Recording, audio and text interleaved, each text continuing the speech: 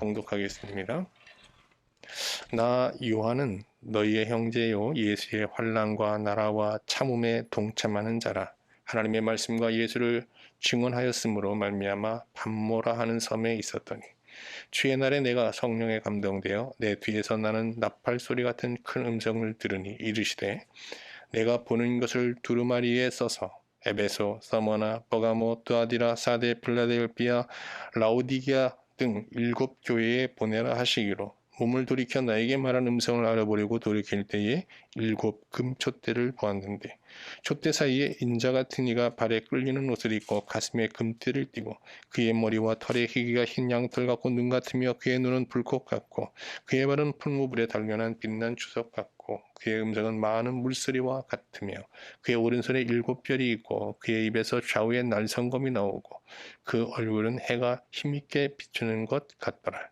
내가 볼 때에 그의 발 앞에 엎드려져 죽은 자 같이 되매 그가 오른손을 내게 얹어 이르시되 두려워하지 말라. 나는 처음이요 마지막이니 곧 살아있는 자라. 내가 전에 죽었노라 볼지어다 이제 세세토록 살아있어 사망과 음부의 열쇠를 가졌노니 그러므로 내가 본 것과 지금 있는 일과 장차 될 일을 기록하라. 내가 본 것은 내 오른손의 7별의 비밀과 또 7금촛대라. 7별은 7교회의 사자요 7촛대는 7교회니라. 아멘. 지난주 우리는 이 요한계시록 서원을 중심으로 계시록이 어떤 책인지 계속 살펴보았죠. 계시록은 로마 황제 도미티안이 로마 본토뿐 아니라 로마의 속국에까지 황제 숭배교를 확산시키던 주후 90년경 사도 요한이 쓴 서신입니다. 7교회에 보낸 서신이죠. 도미티안은 자신을 포함하여 로마 황제를 퀴리오스, 즉 신으로 고백하지 않는 자는 누구도 용납하지 않고 아주 가혹하게 처벌하였습니다. 로마는 로마 황제 숭배 교회에 대한 로마 제국의 어떤 굳은 의지를 드러내기 위해서 기독교회를 이제 희생양으로 삼았는데요. 로마 종교국은 이제 예수 그리스도를 주로 고백하는 교회 안에 들어와서 이제 로마 황제를 주로 고백할 것을 강요하였고 이를 거절하면 이제 뭐 교회를 폐쇄하고 재산을 몰수하고 또 성도들을 옥에 가두었습니다. 그리고 끝까지 옥중에서도 로마 황제를 주로 고백하지 않는 자는 뭐 맹수가 울거리는 경기장이나 또 경기장에 던져지고 또 십자가에 매달아 죽이기까지 했죠. 로마 정교국은 이제 터키 7교회의 이제 수장 역할을 하고 있는 나이가 많은 사도 요한에게도 이제 찾아와서 로마 황제를 퀴리오스 주로 고백할 것을 강요했습니다. 물론 뭐 요한은 그들 앞에서 이 세상을 다스리는 만국의 주는 로마 황제가 아니라 예수 그리스도시다라고 아주 단호하게 고백하였죠. 이로 인해서 이제 터키 7교회의 수장 사도 요한은 반모섬으로 이제 유배를 당하게 됩니다. 그런데 요한은 이 반모섬 유배 사건을 예수 그리스도를 따르는 제자로서 당연히 감내해야 될 고난으로 아주 덤덤히 받아들입니다. 요한계시록 1장 9절 보죠. 오늘 읽었던 구절인데요. 나 요한은 너희 형제요 예수의 환난과 나라와 참음에 동참하는 자라. 하나님의 말씀과 예수를 증언하였으므로 말미암아 반모를 하는 섬에 있었더니 여기 보면 하나님의 말씀과 예수를 증언하였다는 것은 로마 황제를 퀴리오스로 고백하지 않고 예수 그리스도가 왜 만국의 주가 되는지 로마 당국 앞에서 선포했다는 뜻이죠. 이로 인해서 지금 반모섬에 갇혀 있는 유배를 당하게 됐는데 이건 그리스도를 따르는 제자로서 기꺼이 받아들여야 할 고난이다라고 이제 고백하고 있는 겁니다. 여기서 환난은 예수 그리스도께서 세상에서 받으신 고난을 뜻하고요. 나라는 예수님께서 고난 받으심으로 이룬 하나님 나라를 뜻하는 거고 여기 참음이라는 건 뭘까요? 하나님 나라가 완성될 때까지 세상의 미움을 견디어야 하는 인내를 뜻하는 겁니다. 예수님께서도 생전에 제자들에게 자신들처럼 이제 제자들도 세상으로부터 미움을 받게 될 것이라는 말씀을 여러 번 하셨어요. 한번 확인해 볼까요? 요한복음 15장 18절 20절 말씀인데요. 제가 한번 읽겠습니다. 세상이 너희를 미워하거든 세상이 너희보다 먼저 나를 미워했다는 것을 알 것이다. 너희가 세상에 속하였다면 세상이 너희를 자기 사람이라 하여 사랑했을 것이다. 그러나 너희가 세상에 속하지 않고 도리어 내가 너희를 세상에서 택해냈기 때문에 세상이 너희를 미워하는 것이다. 내가 너희에게 종이 주인보다 높지 못하다고 한 말을 기억하라. 사람들이 나를 박해했으면 너희를 또한 박해할 것이요. 또 그들이 내 말을 지켰으면 너희의 말을 또한 지킬 것이다. 어쨌든 이렇게 사도 요한은 이제 밤모섬에 유배를 당했잖아요. 근데 이걸 그리스도의 고난에 동참하는 제자가 감내해야 될 사건으로 이렇게 받아들였습니다. 그런데 이 밤모섬에서 이제 그는 하나님 앞에 기도하는 가운데 그가 목양하던 터키 7교회가 로마 종교로부터 계속 위협을 받으면서 일부 성도들은 큰 박해를 받고 또 순교를 당하고 있다는 아주 비통한 소식을 접하게 됩니다. 사도 요한은 밤모섬에서 정말 비통한 심정으로 박해 가운데 있는 터키 7교회를 위해서 하나님 앞에 간절히 기도했겠죠. 그러던 어느 주일날이었습니다. 참 그 성도들과 함께 하나님 앞에 예배해야 될 주의 날, 사도 요한은 밤모섬에서 홀로 하나님 앞에 예배 드리게 되죠. 참 쓸쓸한 예배입니다. 근데 이 밤모섬에서 사도 요한이 홀로 하나님 앞에 예배하는 이때 그는 아주 특별한 경험을 하게 됩니다. 계시록 1장 10절 말씀 볼까요? 주의 날에 내가 성령에 감동되어 내 뒤에서 나는 나팔 소리 같은 큰 음성을 들으니, 성령의 감동 속에서 어떤 나팔 소리를 들은 거예요. 여기서 나팔 소리라는 건 뭐 일반적인 나팔 소리가 아니고요. 왕의 출현을 알리는 그런 나팔 소리를 뜻합니다. 이때 누가 출현한 거예요. 나팔 소리와 함께. 그리고 음성이 들립니다. 어떤 음성입니까?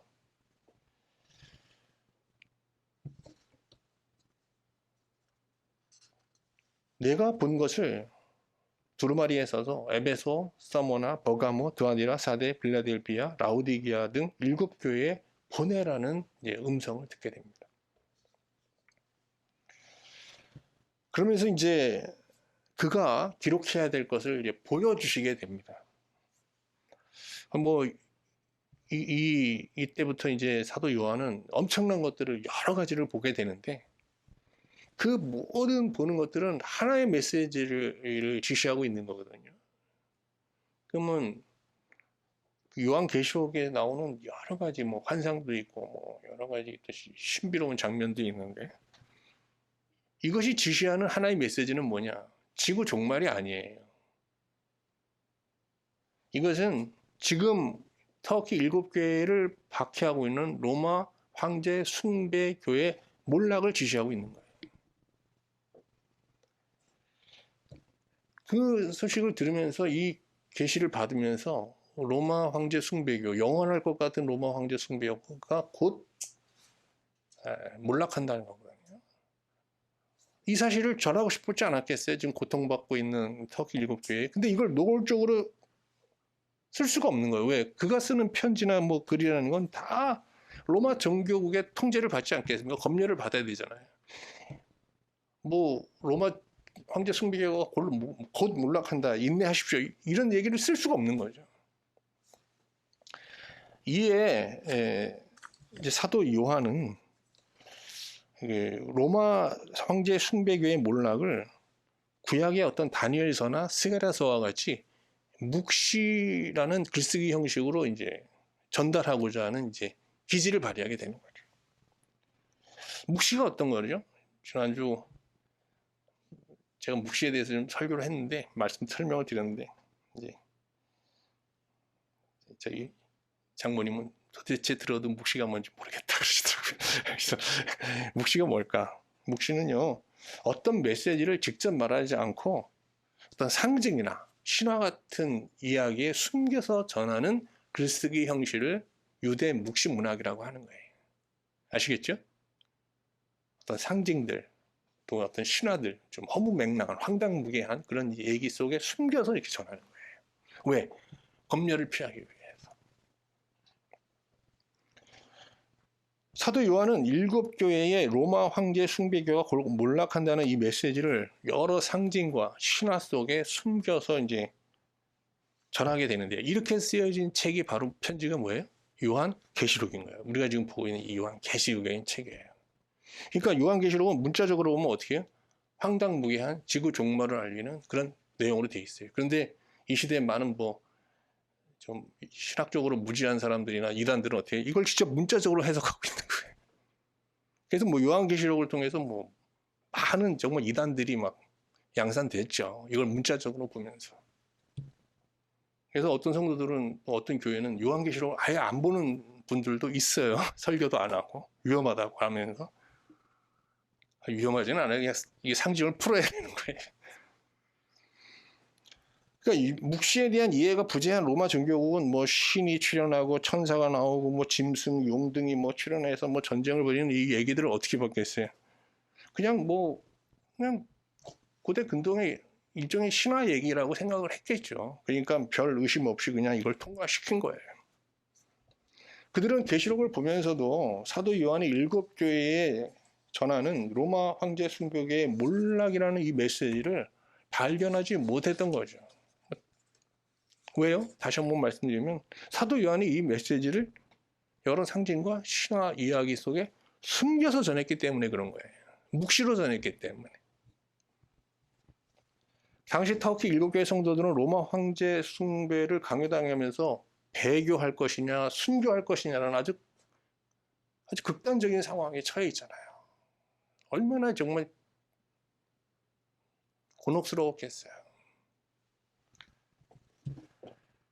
이때 사도 요한이 그들에게 보낸 이 계시록이라는 이 편지는 그들에게 진짜 살아있는 생명의 말씀이 된 거예요. 실제로 신앙의 위협을 받고 있던, 그래서 큰 영적 갈등 속에 있던 터키 일곱 교회는 모든 사람은 아니지만 그 교회 상당수의 성도들은 이 계시록이라는 편지 책을 통해서 순교를 각오하면서 그들의 신앙을 지킬 수 있었던 거죠. 이 계시록의 위대함이 여기 있는 거예요. 배교와 순교라는 이 갈림길에서 성도들을 순교의 길, 생명의 길로 인도하는 엄청난 책인 거예요. 이게 요한계시록이. 근데 그러면 일곱 교회 성도들은 어떻게 이 요한계시록에서 사도 요한이 전하고자 하는 그 로마 황제 숭배교의 몰락이라는 메시지를 어떻게 발견했을까요? 당연하죠. 이 요한계시록을 사도 요한은 그냥 자기가 만들어낸 상징에 담아서 그 메시지를 집어넣은 게 아니라 구약에 나오는 다니엘서나 스가랴, 이게 묵시록이거든요. 그 구약 성경에 능통한 일곱 교회 성도들은 다 알아요. 근데 거기에 나오는 어떤 양식들, 상징들을 그대로 이제 여기 가져와서 이제 편지를 쓰는 겁니다. 그러니까 일곱 교회 성도들은 이 편지를 딱 접하면서 다니엘서나 스겔에서 본 익숙한 어떤 문장들, 표현들, 또 상징들을 보면서 바로 아는 거죠. 이 요한계시록은 문자적으로 읽어서는 안 되고 이것은 여기 나온 상징을 풀어서 어떻게 해요? 묵시적으로 해석해야 되는 거구나 하고 바로 알게 된 거예요. 그래서 이 상징들을 하나씩 하나씩 풀게 되는데 이 상징들을 풀고 신화를 풀어서 쭉 이 편지를 읽는 가운데 그들이 발견한 메시지는 뭐예요? 지금 그들은 로마 황제 숭배교로 강요당하면서 엄청난 박해를 받는데 이 로마 황제 숭배교는 곧 몰락한다는 거예요.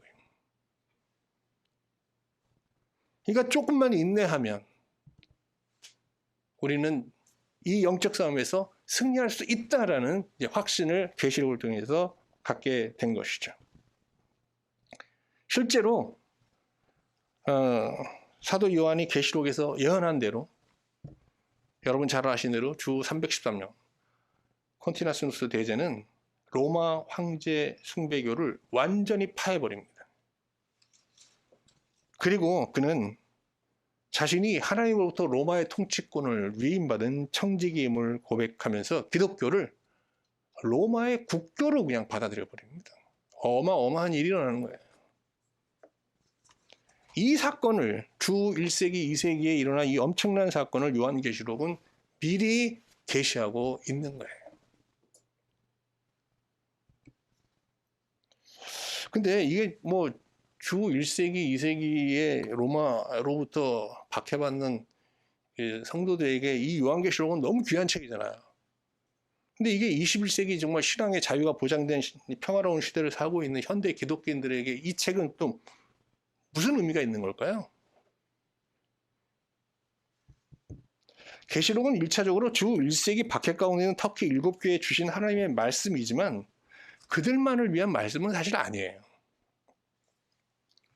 계시록은 주 1세기 터키 7교회 성도들처럼 세상으로부터 미움을 받는 성도들에게 엄청난 위안과 희망을 불어넣어주는 그들의 책이기도 한 거예요.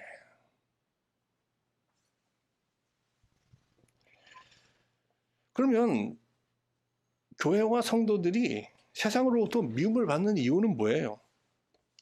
요한이 그렇게 얘기하잖아요. 왜 지금 이 밤모섬에 유배되어 왔대요? 하나님의 말씀과 예수를 증언하였으므로 그랬어요. 우리가 이제 이렇게 하나님의 말씀과 예수를 증언하면요, 세상이 우리를 미워해요. 왜? 크게 그 이유가 세 가지입니다. 첫 번째는요, 그들이 숨기고만 싶은 그들의 깊은 심연 속에 있는 인간의 아주 부정한 본성, 신학적으로 표현하면 뭐죠? 탐욕, 정욕, 교만 이런 것들이. 이거를 그냥 계속 폭로하면서 회개를 촉구하기 때문이죠.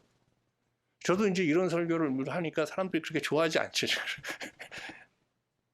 그래서 세상으로뿐만 아니라 저는 주로 교회에서 이걸 전하니까 성도들로부터도 이제 미움을 좀 받고 이상한 목사라는 그런 이제 사실 비난도 좀 일부 받은 적이 있습니다. 두 번째 이유는 뭐 하나님 사랑을 이 사람들이 운운하면서 이 세상의 부와 성공이라는 걸 대단치 않게 여기는 거예요. 이 땅에서 부와 권력을 누린 사람 앞에 사람들은 다 굴복하거든요.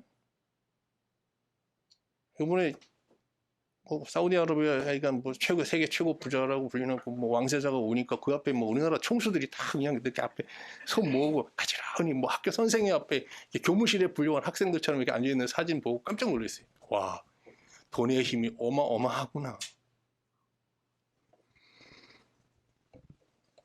그런데 그래야 되는데 이게 돈 앞에 권력 앞에 이렇게 벌벌 떨어야 되는데 이 기독교인이라는 사람들 뭐 영생을 뭐 누린다는 이 사람들은 그냥 이 권력자 앞에서 그냥 너무 편안한 거예요. 그리고 뭐 다른 얘기를 자꾸 하는 거예요.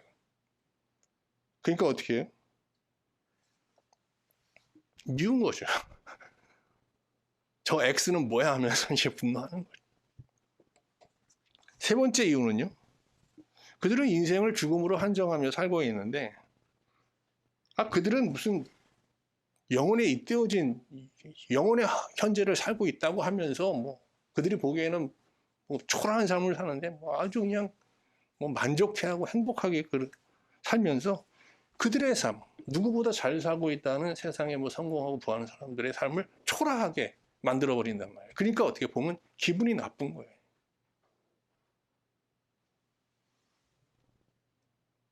그리고 그들이 뭐 전하는 영생의 복음, 그들이 보기엔 좀 황당한 얘기고 사람들을 우매하게 만든다.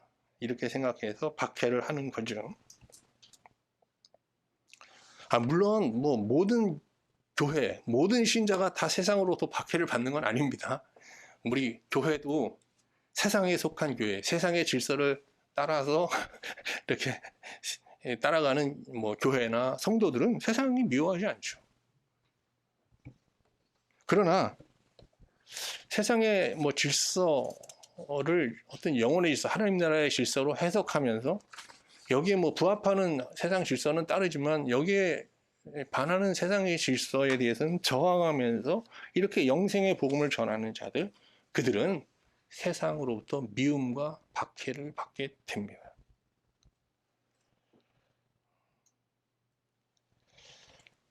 그런데 계시록은 말이죠. 주 1세기 로마 황제 숭배교를 거부하는 터키 7교회뿐만 아니라 이렇게 세상으로부터 미움을 받는 교회나 성도들에게는요, 이 말씀이 그들에게 터키 7교회의 성도들과 마찬가지로 정말 살아있는 하나님의 말씀이 되는 그런 놀라운 책이, 그런 편지가 되고 책이 되는 겁니다. 자, 이제 다시 반모섬에 있는 사도 요한에게로 돌아가 보겠습니다. 이제 주의 날 사도 요한은 홀로 예배하는 가운데 나팔 소리를 들었잖아요. 그 나팔 소리가 나는 방향으로 황급히 몸을 돌렸습니다. 그때 그는 7 금초대 사이에 계신 예수 그리스도를 발견하게 됩니다. 그런데 사도 요한은 예수 그리스도를 인자 같은 이라고 표현하고 있어요. 그렇죠? 12절 한번 볼게요. 몸을 돌이켜 나에게 말하는 음성을 알아보려고 돌이킬 때에 7 금초대를 보았는데 촛대 사이에 인자 같은 이가 그랬어요. 나중에 설명을 드리겠지만 여기 계시록에서 7 금초대 하면요, 촛대는 교회를 상징하는 거예요. 지상교회. 이 교회 사이를 오고 가시고 뭔가 일하시는 거죠.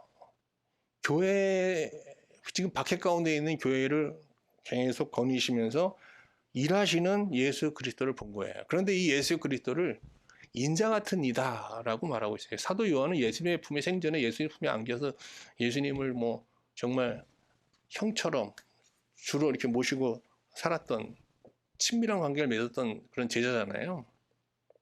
그런데 그 예수님을 인자 같은 이라고 표현하고 있는 거예요. 아주 특이한 표현이죠. 이 인자 같은 이라는 거는 어디서 나오는 건가 하면 다니엘서에서 오실 메시아를 지칭할 때 사용하는 표현이에요. 그러니까 이것도 사인인 거예요. 야, 이 편지는 뭐야? 묵시야. 그냥 읽으면 안 돼. 다니엘서를 우리가 다니엘서 나오는 상징을 해석하면서 우리가 이렇게 보았듯이 내가 앞으로 쓰는 내용들은 묵시적인 묵시의 메시지를 전하는 거니까 이건 문자적으로 해석하려고 풀어서 해석해야 돼라고 말하고 있는 거죠. 다니엘서 7장 13절 14절 한번 확인해 볼까요? 내가 한밤중에 보니 인자 같은 이가, 이게 다니엘의 표현이니까요. 인자 같은 이가 하늘 구름을 타고 와서 옛적부터 항상 계신 이에게 나와 그 앞으로 인도하며 그에게 권세와 영광과 나라와 나라를 주고 모든 백성과 나라들과 다른 언어를 말하는 모든 자들이 그를 섬기게 하였으니 그의 권세는 소멸되지 아니하는 영원한 권세요 그의 나라는 멸망하지 아니할 것이니라. 그 다음에 이제 13절 후반절부터는요, 이제 그 예수 그리스도가 입고 있는 이 복장에 대한 설명이 이어져요. 예수 그리스도는 발에 끌리는 옷을 이제 입고 있는데, 이는 모든 나라가 그의 통치 아래 있다. 이 세상을 다스리는 진정한 퀴리오스 주는 로마 황제가 아니라 예수 그리스도라는 간접적인 표현인 거죠. 또 예수님이 입고 계신 옷에는 금띠가 둘러져 있는데 이는 그가 하나님과 우리를 중재하시는 완전한 대제사장이심을 이제 암시하는 것입니다. 요한이 반모섬에서 본 예수 그리스도는 모든 열방과 나라를 위해서 하나님과의 어떤 중보를 도모하는 왕 같은 제사장으로 묘사되어 있습니다. 그런데 요한은 이제 예수님의 얼굴을 봅니다.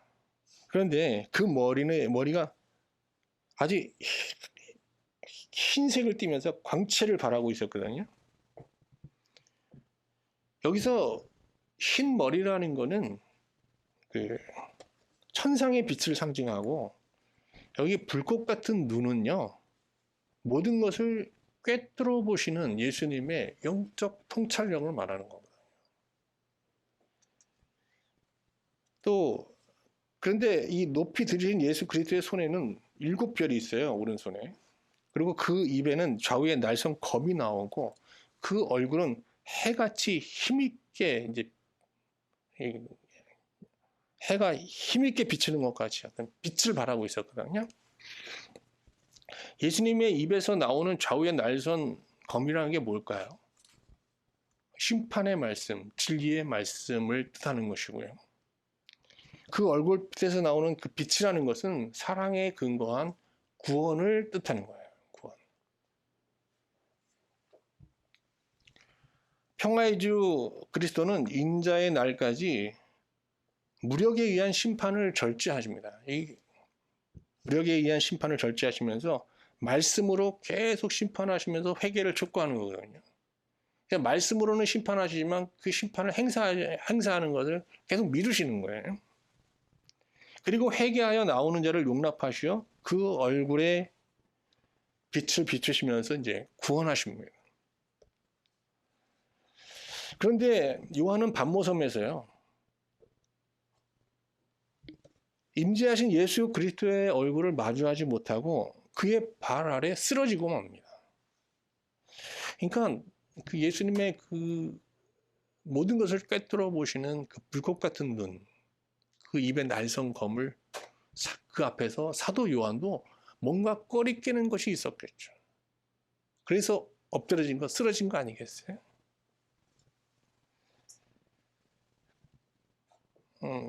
여기 그 내용은 생략되어 있지만 보통 이렇게 하나님 현존하시는 하나님 앞에서 이렇게 우리가 엎드려졌을 때 보통 자기 죄를 고백하고 자기의 연약함을, 자기의 미약함을 고백하게 되죠. 그런 고백이 있었을 거예요. 그런데 그때 이제 예수님은 그의 그런 일종의 고백이고 회개죠. 그걸 들으시고 그 오른손을 얹으시면서 뭐라 그럽니까? 두려워하지 말라. 나는 처음과 마지막이라. 나는 살아있는 자다. 내가 전에 죽었으나 영원히 살아있으며 죽음과 지옥의 열쇠를 가지고 있으니 내가 본 것과 지금 있는 일과 장차될 일을 기록하라 하시면서 일으키시거든요. 이 일으킴을 받는 게 구원인 거죠. 여기서 이제 처음이고 마지막이라는 건 하나님에 대한 표현이거든요. 그러니까 여기서 사도 요한에게 예수님은 자신의 신성을 제시하는 거예요. 그러면서 예수님은 지금 일과 장차 될 일을 기록하라고 명하셨어요. 그러면 지금 일은 뭐냐? 지금 일. 지금은 로마 황제 숭배교로 강요당하면서 로마 제국으로부터 지금 어떻게 엄청난 박해를 받는 터키 7교회가 처해 있는 상황이잖아요. 근데 지금 일이라는 거는 뭐 굳이 얘기하지 않아도 잘 아는 거예요. 근데 이걸 뭐하러 또 사도 요한이 7교회에 전해야 되냔 말이죠. 근데 이 로마 지금 이 터키 7교회가 당하는 이 박해 상황은요, 이 땅에서 보는 것과 보좌에서 영혼의 관점에서 내려보는 것과 완전히 다른 상황이에요. 이 땅에서 보면 지금 로마 제국으로부터 박해를 받는 터키 7교회의 이 상황이라는 건 비참하고 아주 비운한 사건이잖아요. 그런데 이 위에서 내려다 보면요, 나중에 이제 사도 요한이 보좌에서 7교회를 내려다보게 되거든요. 근데 이 교회가 지금 당하고 있는 현실이라는 게 영광스러운 현실이에요. 이게 아주 불행한 현실이 아니라 복된 현실이에요. 이거 전혀 다르게 보이는 거예요. 그러니까 지금의 일이라는 건 뭐예요? 지금의 일을 알리라는 건데 지금의 일은 뭐예요? 지금 터키 7교회가 로마 제국으로부터 당하는 이 박해의 상황을 어떻게 하라고요? 영혼의 관점에서 해석하여 전하라는 거예요. 알려주라는 거예요. 그래서 우리 신자들도 지금 우리 현재 사는 이 상황들, 여러분도 뭐 이 땅에는 뭐 항상 우리의 삶 속에는 하늘께 감사해야 될 복된 일도 있지만 참 우리를 힘들게 하는 뭐 고난의 상황들이 늘 따라다니잖아요. 근데 이거를 우리가 이제 영혼의 관점에서 해석하면서 살아야 돼. 해석하면서 이상하게 해석하지 말고 영혼의 관점에서 해석한, 그래서 이제 해석된 그런 영혼의 관점에서 해석된 현실을 우리 하루하루 살아내야 되는 거죠. 그런 하루를 살 때 이게 이제 영혼에 입되어진 하루를 사는 거고 생명의 길을 걸어가는 하루를 사는 겁니다. 그리고 이제 장차 될 일을 또 알리라고 그랬는데 장차 될 일은 뭐겠어요? 로마 황제 숭배에 대한 하나님의 엄미한 심판. 그리고 어떻게 해요? 박해 가운데 있는 교회와 성도들을 하나님께서 온전히 구원하실 하나님의 구원을 뜻하는 거죠.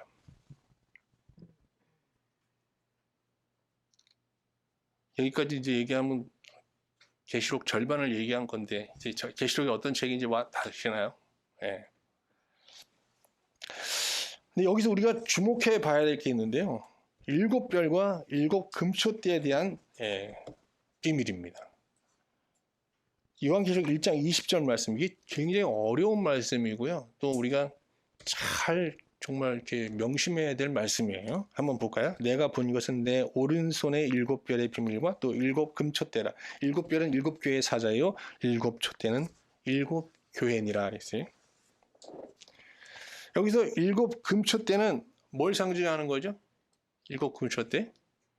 터키의 지금 로마 제국으로 박해를 받고 있는 에베소 교회, 사모나, 버가모, 두아디라, 사데, 필라델피아, 라우디아 교회를 상징하는 거예요. 그러면 7별은요? 이게 어려운 거예요. 7별은 뭐래요? 교회의 사자다. 어떤 목사들은 교회 목사들을 얘기한다는데, 그런 거 아닙니다, 여러분. 절대 아니에요. 여기서 사자는 헬라어로 앙겔로이라고 하는데요. 이는 천사를 뜻하는 거예요.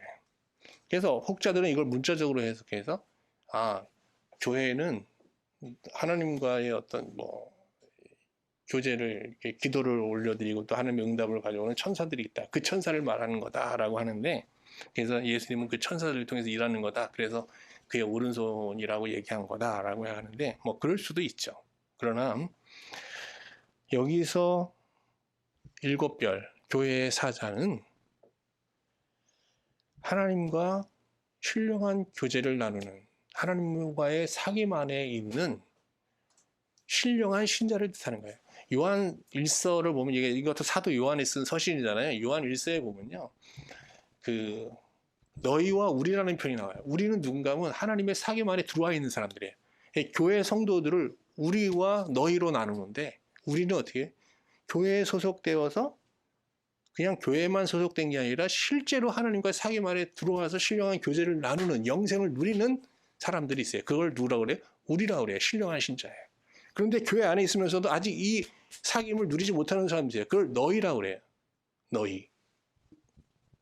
그래서 그들을 계속 그 너희를 촉구하면서 이제 우리에게로 돌아오라 계속 초청하는 거예요. 그게 이제 요한 1서 내용이거든요.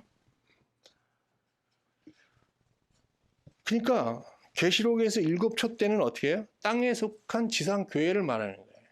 지상교회를. 그리고 7별은 뭐예요? 그 안에서 하나님과의 신령한 교제를 나누는 신령한 신자를 말하는 거예요. 야곱이 형 에서의 칼을 피해서 이제 아버지 집을 떠나 이제 베델에 도착하게 되잖아요. 거기서 이제 돌베개를 베고 잠을 자다가 꿈속에서 환상을 보게 되는데, 어떤 환상을 봤어요? 자기가 누워있는 그 베델이라는 곳에서 하늘까지 이어지는 사다리, 연결하는 사다리를 보잖아요. 그 사다리에 천사들이 오르락 내리락 하는 걸 봅니다. 바로 이렇게 베델의 야곱처럼 하나님과 신령한 교제에 눈뜨게 되고 이걸 누리기 시작하는 사람은 이 사람들이 뭐예요? 신령한 신자고, 이런 신자들을 바로 7별이라고 하는 거예요.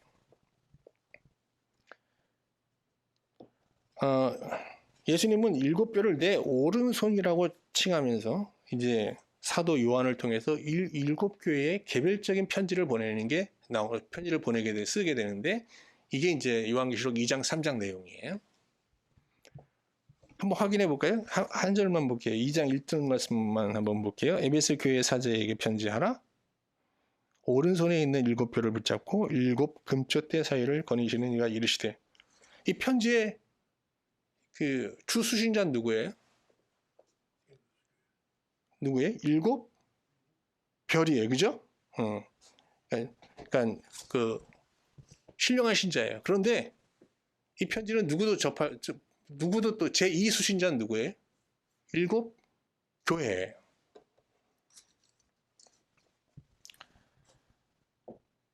지상교회의 신자는 땅의 질서를 따르는 세속적인 신자와 영속적인 질서를 추구하는 신령한 신자로 양분되어 있어요.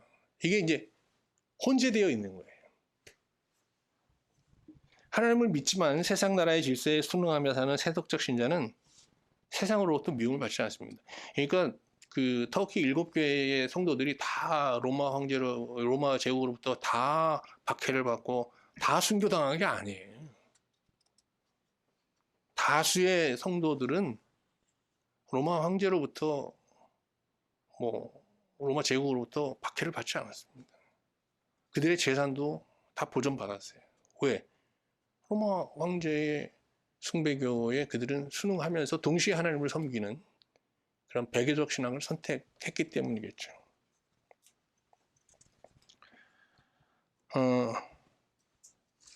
계시록에서 7표 때는 지상교회를 뜻하는 거예요. 지상교회를. 근데 이 지상교회에는 세속적 신자와 신령한 신자가 양분되어 있잖아요.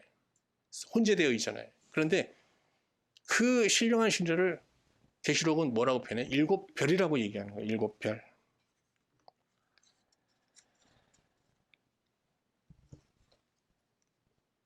지금 터키 7교회는 진리를 지켜내는 과정에서 로마 제국으로부터 큰 위협과 고난을 당하며 이제 낙심 가운데 있습니다. 그러나 계속 말씀드리는 대로 터키 7교회 모든 신자들이 로마로부터 모두 다 박해와 유혹을 받고 있는 건 아니라는 겁니다.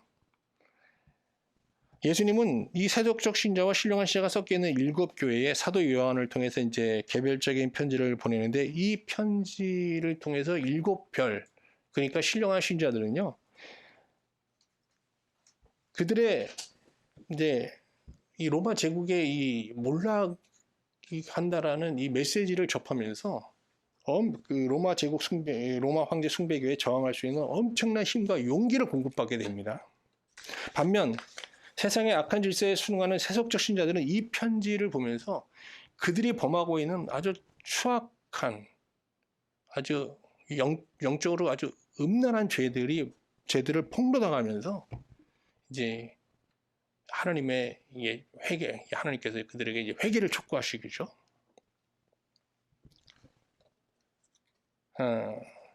예수님은 이렇게 지금 신령한 신자와 세속적 신자가 혼재되어 있는 지상교회를 거느시면서 계속 일하시는데, 그가 일하시는 건 뭐예요? 신령한 신자들의 신앙을 지지하고 격려하는 것이고요. 또 다른 사역은 뭐예요? 세속적 신자의 죄들을, 그 음란한 죄들을 폭로하시면서 회개를 촉구하시면서 그들을 진정 영생의 길로, 영생의 구원의 자리로 계속 초청하시는 겁니다. 그래서 계시록이라는 책은요, 새 얼굴을 가진 책이에요. 제가 이제 만약에 그림을 그릴 줄 알면 참 좋았을 텐데 어제 한번 시도해 보다가 그냥 관뒀습니다. 계시록이 가진 첫 번째 얼굴은요, 진단입니다. 검증. 그래서 신자가 정말 하나님 앞에 홀로 나아가서 이 계시록을 펼쳐보고 이 계시록을 그냥 문자적으로 보지 않고 정말 묵시로 해석하면서 이 말씀을 이렇게 묵상하게 되면, 주목하고 있으면요, 이 계시록 말씀을 통해서 자신이 세상에 속한 신자인지, 정말 하나님 나라에 속해 있는, 정말 하나님의 사귐 안에 있는 7별과 같은 신령한 신자인지 분명하게 분별하게 됩니다. 그래서 계시록은 신자의 신앙을 진단하는, 정말 정확하게 진단하는 검증의 책이 되는 거죠. 여러분, 이 요한 계시록을 그냥 덮지 마시고요. 제가 앞으로 계시록을 아주 좀 자세히 쭉 한번 해보려고 하는데, 끝까지 따라오시면요, 약속합니다. 여러분 신앙을 아주 정확하게 분명히 진단받고 검증받게 될 겁니다. 그 다음에 이제 여기 하나 좀 추가로 얘기하면, 저도 이제 우리나라 참 건강 우리 국민의 건강을 책임지는 의료보험공단이 대단해요. 저 올해 위하고 대장을 검사받는 해라고요. 참 제가 안 받고 있었더니 정말 문자가 꾸준히 날라옵니다. 막 병원 가서 검사 받으라고. 근데 이게 조기에 사실은 다 발견되면 쉽게 고칠 수 있지만, 이 병이 참 크게 발전하고 나면 고치기가 힘들잖아요. 요한계시록이 그런 책이에요. 하여간 처음부터 끝까지 수시로 회개를 촉구합니다. 우리를 진단하면서 계속 회개를 촉구하거든요. 자, 두 번째, 계시록이 가진 두 번째 얼굴은요, 치유입니다. 수술과 치유입니다. 신자가 하나님 앞에 홀로 나아가 계시록의 말씀을 정말 깊이 묵상하게 되면요, 그 자신 안에 있는 부정함을 발견하면서 정말 통렬하게 회개하게 되거든요. 이때 예수님은 정말 날선 검과 같은 말씀으로 이 신자의 환부를 도려내면서 치유하게 되는데요. 계시록은 우리의 어떤 부정함을 폭로할 뿐만 아니라 이것을 치유하는, 도려내서 고치는 치유의 책이 됩니다. 다음 주에부터 이제 우리가 2장, 3장 내용을 볼 건데, 여기에 이제 그런 메시지가 아주 강력하게 이제 제시되고 있죠. 세 번째는요, 세 번째, 계시록이 가진 세 번째 얼굴은 희망인데요.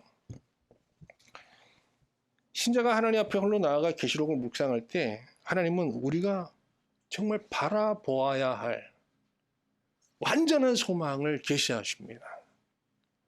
이 세상의 사람들이 다 희망을 갖고 사는데 그 희망이라는 건 사실 거짓, 사실 완전한 게 아니잖아요. 전도서의 코엘렛의 말에 의하면 헛된 소망을 붙잡고 사는 거예요. 사실. 만약에 종교가 그런 헛된 희망을 막 성도들에게 불어주면서 오늘의 이 고단한 현실을 이겨내며 살도록 그렇게 돕는 역할을 한다면 정말 누군가 말했던 것처럼 종교는 아편과 같은 거예요. 그런 게 아니고 계시록은 완전한 소망을 계시하는 책이에요. 완전한 소망. 그래서 계시록을 깊이 묵상하는 사람들은 헛된 희망을 다 내려놓고 그 소망을 붙잡게 되는 거죠. 근데 이 소망, 이 희망은요, 완전한 희망은 이 세상의 미움을 인내할 수 있는 엄청난 힘과 용기를 제공해 주게 됩니다. 이렇게 이제 계시록은 새 얼굴을 가진 책이거든요. 어떤 얼굴이라고 그랬죠? 첫 번째는 검증, 두 번째는요 치유입니다. 세 번째는요 희망의 책, 희망, 완전한 희망, 완전한 희망. 여러분과 계시록을 묵상하면서 저도 정말 하나님 앞에 세 가지 은혜를 간절히 간구하게 됩니다. 첫 번째 간구는 우리의 신앙을 계시록을 통해 온전히 검증받게 해달라는 기도입니다. 하나님, 우리를 올바로 진단해 주십시오. 계시록을 통해서 우리를 한번 제대로 알게 해 주십시오.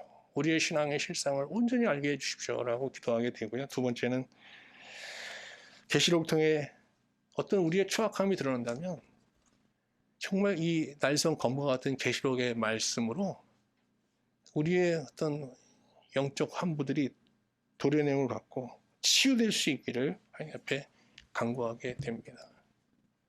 세 번째는 요한계시록이 정말 계시하고 있는 그 완전한 소망을 발견하고 우리가 그 소망에 완전히 사로잡히기를, 붙들려지기를 기도하게 됩니다.